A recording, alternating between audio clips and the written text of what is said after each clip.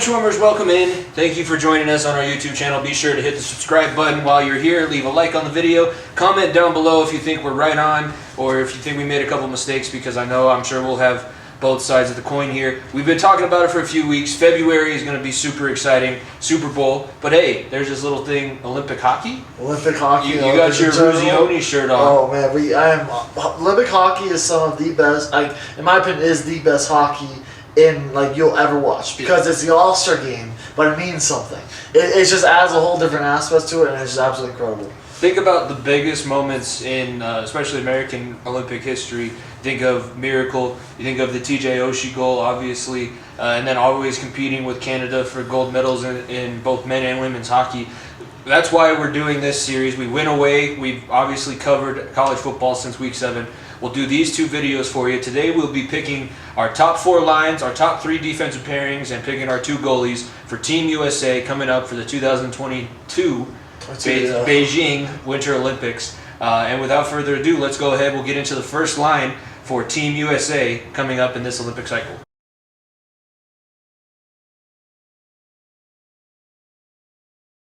Starting on the first line, I'll let you give me your first line first, and we'll see if we're my first line. We're also, just in general, we're also picking 2 assistant captains and captain, just to put that out there as well. My first line, I got left wing. I got Kyle Connor, absolutely incredible year for Winnipeg Jets, one of the unsung heroes right now for that bad team.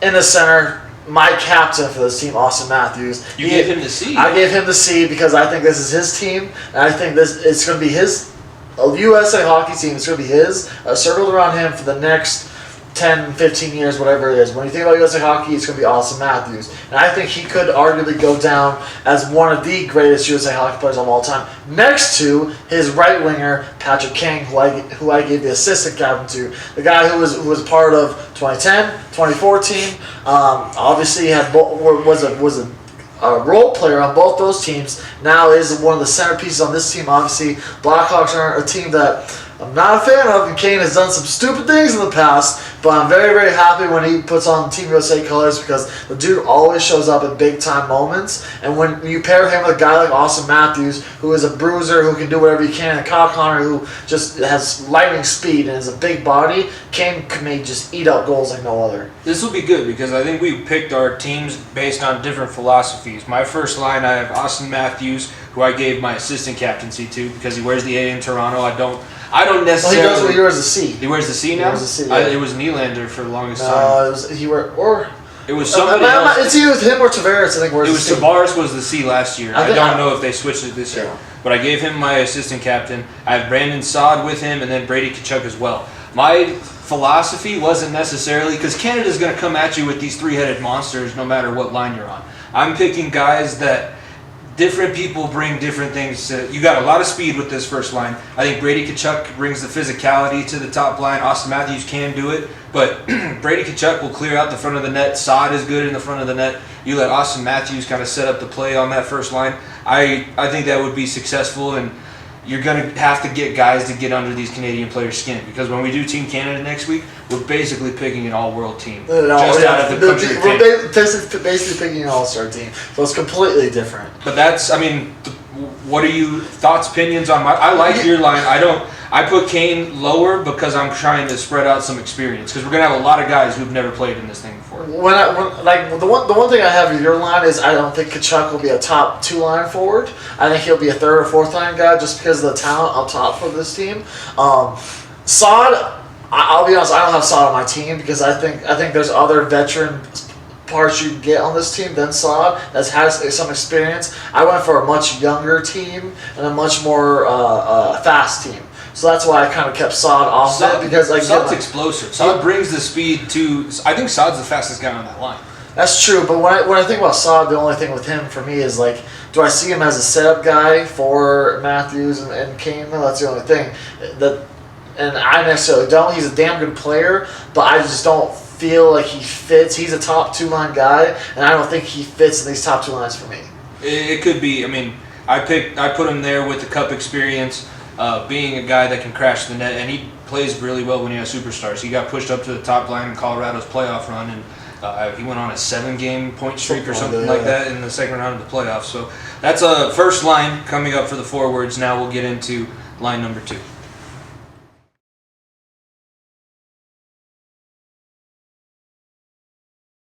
For second line, I'll go first with this one, and I'm starting off with my captain. I put him on line 2 to bring some grit. This is my gritty veteran line. Joe Pavelski, Paul Stastny, TJ Oshie.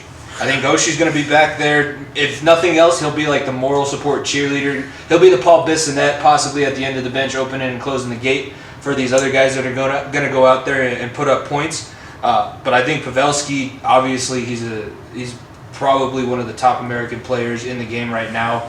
Especially when you think of just experience-wise. The guy's been around in the NHL forever, been a captain on multiple teams, and still contributing at a high level in Dallas. I think he just became, the 4th highest American goal scorer ever in the NHL history.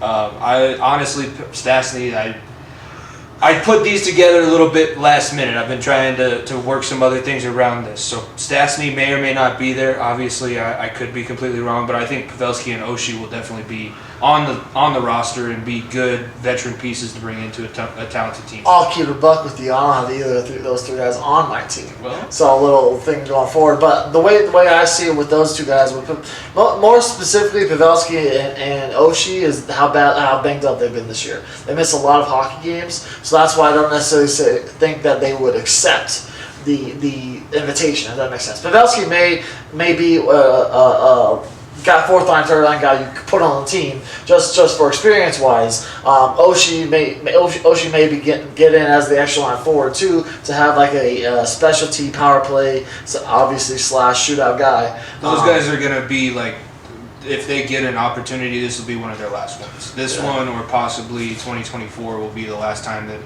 I would be comfortable with them being on the team. I think they're still able to perform and play at that international level, but they are guys that are more towards the end of their Olympic careers. They still could play a while longer in the NHL, but yeah, I see what you're talking about with the durability. Who do you have on your second line? My second line, I got Johnny Gaudreau, my left winger. Dude's been playing absolutely lights out hockey in Calgary. Another bad team, another bad Canadian team.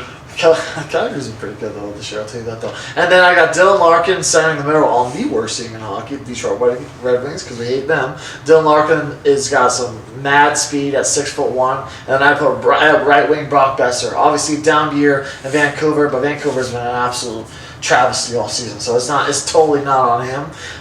This line, this is what I call the future of Team USA. This outside of Austin Matthews, all 3 of these guys are under 24 years old. Mm-hmm. All 3 of these guys have that young speed but gritty mentality that they're excited to wear the Team USA colors for the first time. And pairing a guy like Johnny Hockey with Brock Besser, Brock Besser doesn't get to play with the top guys in the world ever. This will be the best team that he's on all season. Yeah, I think it's just going to be an absolute recipe for success. And that second line, you could get a lot of goals out of that second line, in my opinion. Your second line, I don't see as many goals produced, but I see a lot more veteran leadership. My second line, I'm seeing at least a goal a night from each of these guys. Yeah, I mean, what do you think about? Should you sprinkle at least one guy who could be on your penalty kill throughout the top 3 lines, or do you save that for maybe, because the penalty kill guys aren't necessarily the ones that produce offensively? What do you feel about maybe pushing them up to second line or saving them for your 3rd and 4th? I'm saving them to the 3rd and 4th because I think that's where the grit comes from. That's where the veteran comes in, because when you're facing, especially Team Canada, who is in your group play, and you're facing a line of Sidney Crosby and Nathan McKinnon together, you don't have a shot if you have 2 or 3 slow guys, the guys that are not picking up much pace and having a shot in that game. You cannot throw out necessarily Pavelski and Stastny on the same line, no offense, and your second line you're facing is Connor McDavid, Brad Marchand, and Patrice Bergeron. McDavid on the second? Wow. I'm just spitballing, but I get you. It's a little wild. That's where you have to have that speed up front, and that's why I have those 2 lines for my top 2. It makes sense. Obviously, top 2 lines.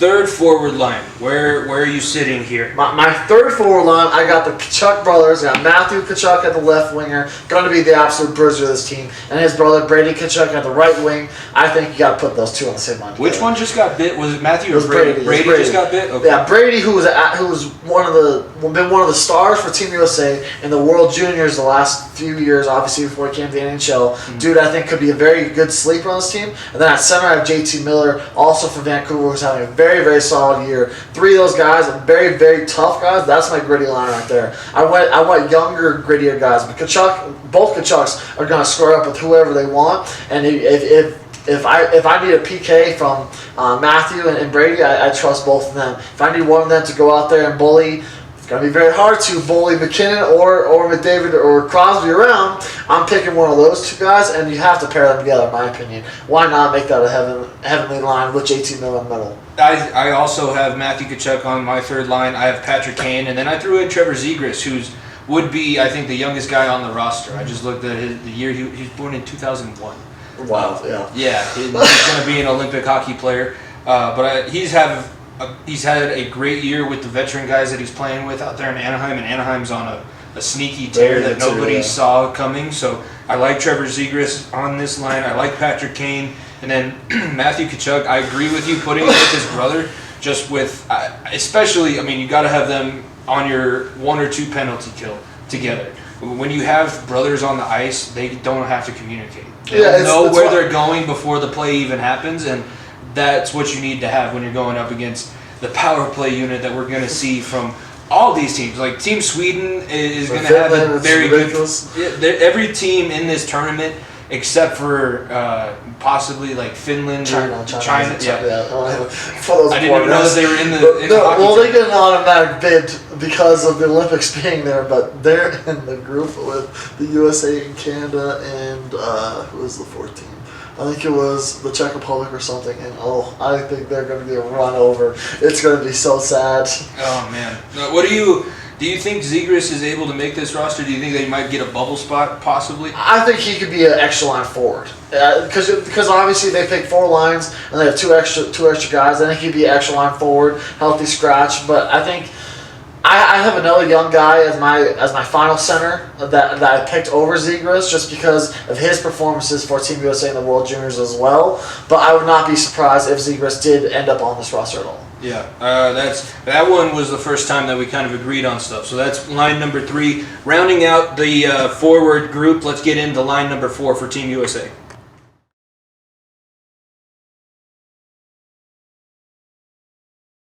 All right, the gritty. This is group gritty. This is where you're going to see the most maneuvering throughout the tournament. This is where guys will be inserted into the lineup if they don't play in certain games. Line number 4.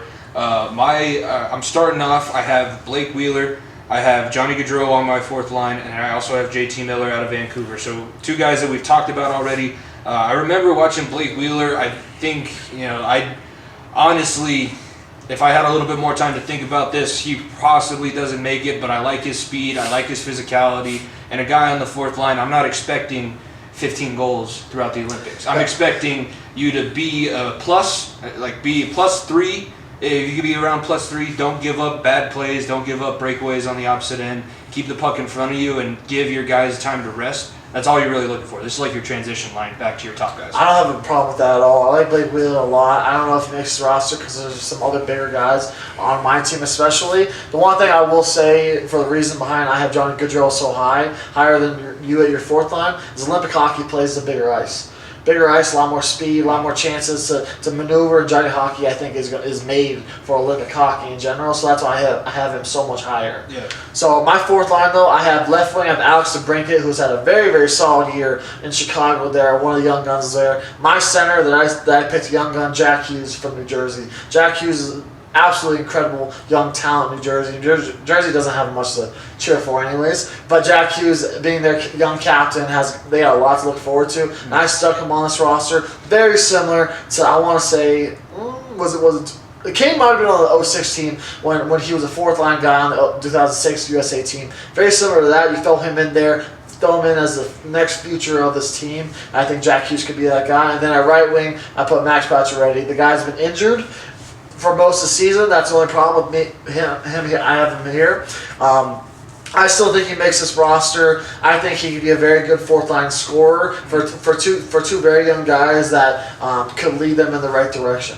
If Pacioretty's healthy, and I didn't put him on there because I didn't know his status. If he's healthy, I would replace Stastny and put Pacioretty up on my second line and maneuver them out. I think Pacioretty, if he's able to go, he'd be a hell of a guy to put on this team. Absolutely. For just nothing else, he's got a great shot coming down the wing. He's a big guy. And on a third or fourth line when he's playing the other teams lower, he's a very high-level player. He's going to be playing against the other teams, not the top guys. So I think that'll work out well for him. The one notable omission I want to talk about that we neither of us had him on there was obviously Jack Eichel.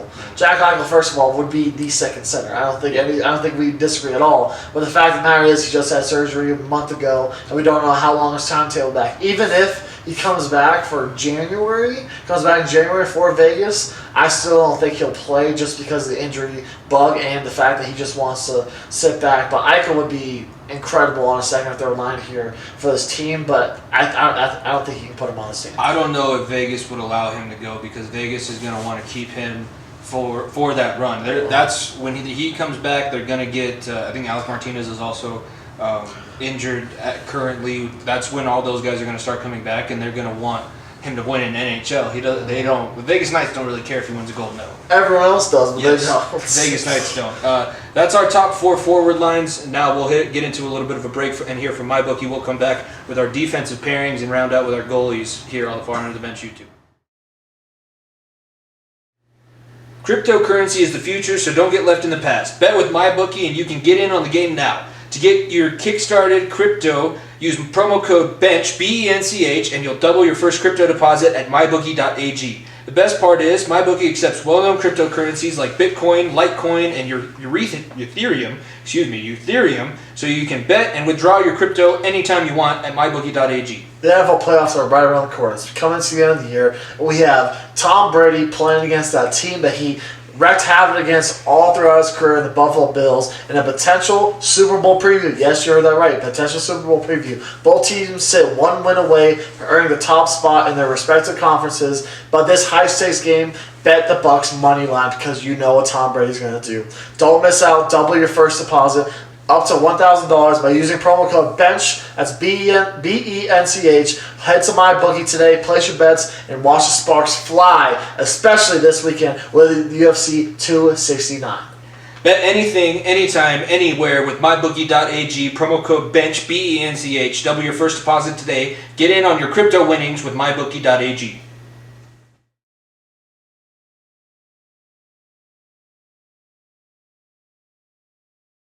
All right, now we get into the fun part. Defense. Who's going to patrol the blue line? Well, 100% the strength of this team. I think there's 10 different guys you could play here. And I don't think we'd have that much of an argument here. Team USA is going to be solid on the back half, especially with goaltending and the defense, and that's what's going to have to carry this team going forward, in my opinion. Yes, it is. And with that being said, give me your first defensive pairing for Team My USA. first defensive pairing, I'm going with the Norris winner, Alan Fox, out of New York. That dude has been unbelievable. Alongside him, I put up Jacob Slavin. Ooh. Jacob Slavin from Calgary has had a very, very solid year, and he's a type of guy that's a bigger guy, and Fox is like his last name is a sly fox. He's a very similar player to Cale McCarr. Very, very sly guy, and I think you can put a big body like Slavin on that first line alongside Alan Fox and have those two guys be the top.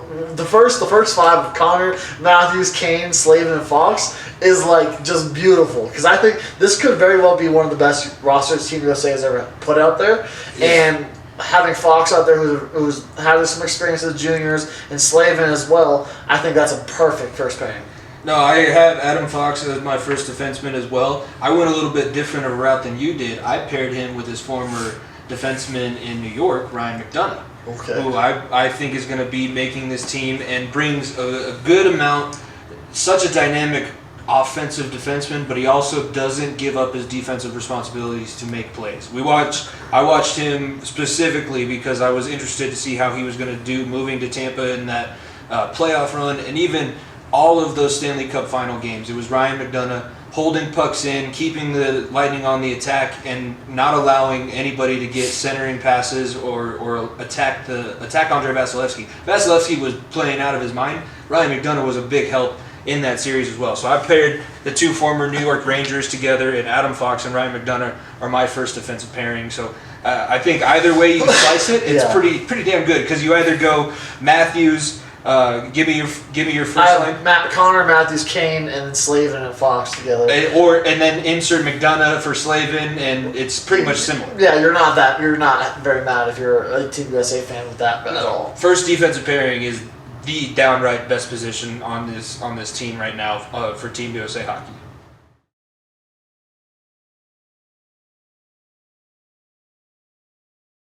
Now, backing those first pairings up, we have a guy that we already know who was selected for the team. My first guy in my second pair, Seth Jones. I have him paired up with Torrey Krug out of St. Louis.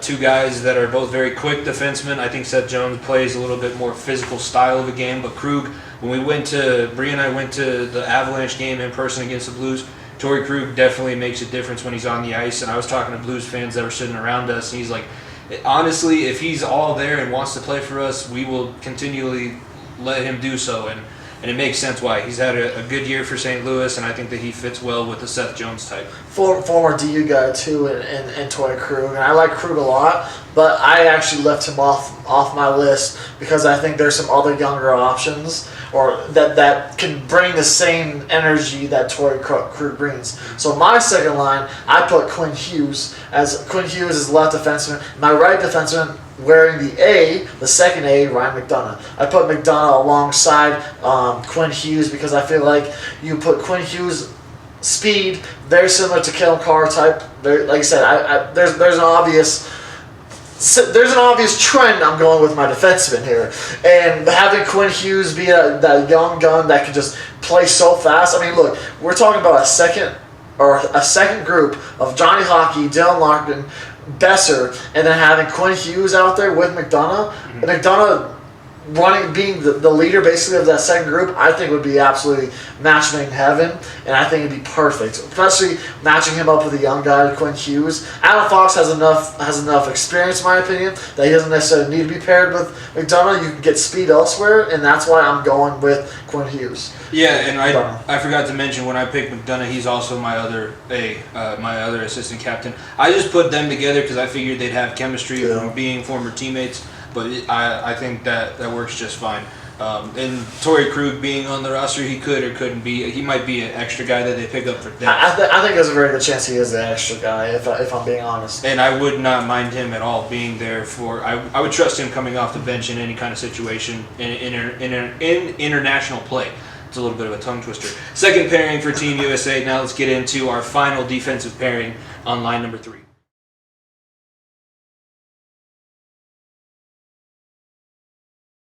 All right, last ones here before we get to our goaltenders between the pipes. Who's your third pairing defensively? I put two former teammates as well on my third line. I have Seth Jones. That's where I put Seth Jones, my third line defenseman. Dude has not done very well in Chicago. He's not worth the hype. That's why I put him on my third line, and I have to put him in. Honestly, I probably would have omitted him if he wasn't already announced as on the roster. So that's the unfortunate part about it is. So since he's on the roster, I think they go with Zach Werenski as his line pairing. Two guys who have very, very similar. Seth Jones is a bit of a bruiser. Werenski obviously a very young gun as well. Werenski, I think, could bring another second a little more grit to that third line, fourth line, and you have those two guys with the Tkachuk brothers out there. That line is not going to be pushed around, I'll tell you that. And Werenski also just recently won a sandbagger against Wichita and Biz Nasty, so he's coming off a lot of momentum for Werenski right now. He's also in my third defensive pairing. I put him with Jacob Trouba, another young, dynamic guy, and I think third pair for him works out just fine because you're hoping he's not playing against the McNasties and Crosbys and MacDogs of the world, and you're hoping that he's playing against the third, fourth line guys. But I think that Trouba has shown enough. If he's with a guy, that's like your young Bash Brother type defensive pairing. Those guys are going to fly around. They're going to make a lot of people uncomfortable, and that's really what you're hoping for because it's going to take really good performances to win games in this tournament. This is as competitive as an Olympic tournament as I can remember for a Oh, long absolutely. Because, I mean, you missed in 2018, we had with no NHL players at all. Everybody wanted a lick of it. The only players that got to play were basically players that played in the KHL. That's why Team Russia was so good. And now the Republic of Russia, or whatever it is, because they can't represent the flag of the Russia, that team doesn't even look like it's going to be very competitive. But I still think this defense for the United States has enough grit on it all across the board that it won't be pushed around. And that's what previous Team USA rosters necessarily had to deal with. Mm-hmm. Yeah, and that's where our third pairing sit. Let's go ahead and get to our guys between the pipes, the guys carrying the masks for Team USA, and our goaltenders.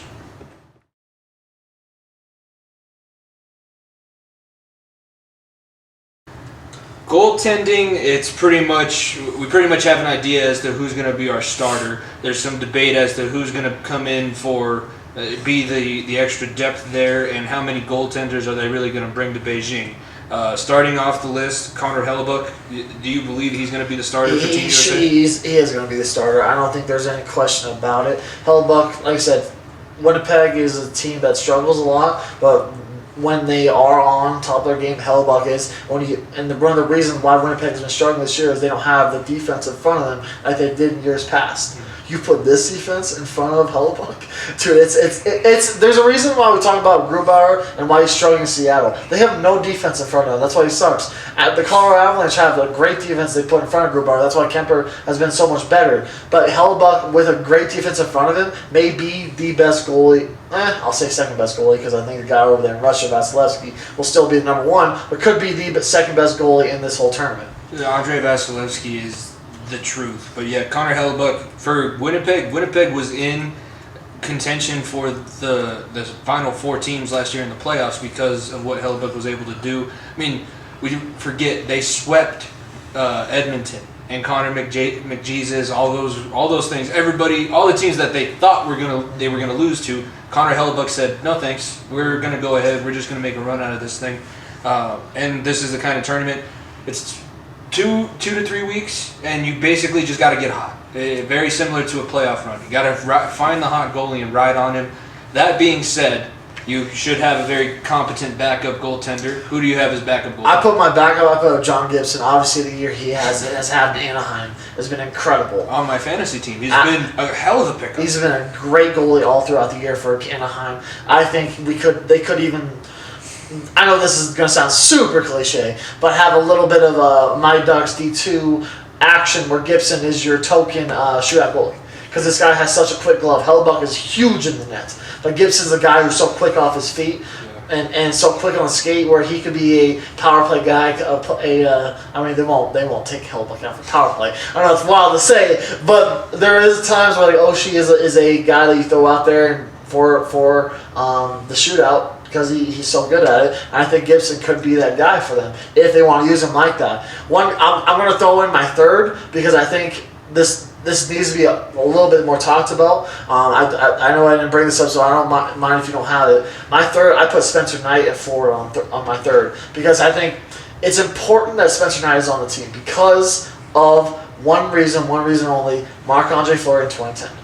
Fleury was that third goalie behind... what was it, Brodeur? And then it was I forgot who the other whoever the top goalie was for Canada. I forgot Team Canada was able to have Martin Brodeur. Yeah, and he was that third goalie that came in for experience at such a young age. And I think having Spencer Knight, he is going to be your goalie the next 3 Olympics, in my opinion. He's Hellebuyck's successor. Exactly. So I think he's the next successor. So I think it's very, very important to have him as your third. I don't have him as my number 2, but very important to put him on this team. Yeah, I put my number 2 goaltender was Jonathan Quick, a guy that's had Olympic experience before. Honestly, if we're going to say that Spencer Knight needs to be on this team, my second goaltender would be Spencer Knight, and I would put Quick as number 3. In that situation, you're thinking if Hellebuyck struggles at all, you're throwing in the kid and basically throw you into the deep end of the pool, see if you can swim. Exactly. That's all we're going to do here. And not only are you learning to swim in the deep end, we're throwing in some sharks over there. Because they're gonna taste blood in the water when you get put in, but if you're able to shut them down, and like I said, get hot, Spencer Knight could be the story of this Olympics. And what we need another good USA hockey story to talk about. It's been too long since we've had one of those. You wearing the Eruzione shirt, it reminds me of Miracle, obviously, and this Team USA, it's going to be tough. It's a tough tournament, but Team USA has a very damn good chance of being back in the gold medal game, possibly against Canada, and making this thing possibly another shootout ending that we've seen the last few times the pros have played. I wanna say that they almost switched the Olympic hockey rules for now it's a continuous overtime in the medal round, or not in the medal round. So I think in the the group play they'll still be shootouts. So that's where Oshie and such can be used in that correct way.